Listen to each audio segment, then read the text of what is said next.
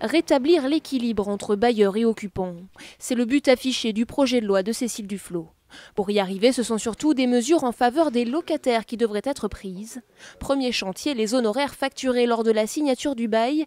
Les propriétaires devraient désormais en payer la plus grande partie. La fin d'une aberration pour les associations de consommateurs. Concernant l'état des lieux, on estime que l'agence immobilière ou l'administrateur de biens est mandaté et rémunéré par le bailleur qu'il représente. Et donc on ne voit pas en quoi le locataire devrait rémunérer cet intermédiaire. Autre mesure, le préavis du locataire sur le départ serait réduit de 2 à 1 mois. Un dispositif d'encadrement de la hausse des loyers serait mis en place et les propriétaires pourraient être contraints de souscrire à une garantie universelle des risques locatifs. C'est une assurance contre les défauts de paiement de loyer, mais qui, selon eux, présente tout de même des risques. Premièrement, une moindre exigence des documents à présenter à l'entrée, ce qui évidemment va augmenter le taux qu'on pourrait appeler de sinistralité, c'est le loyer impayé.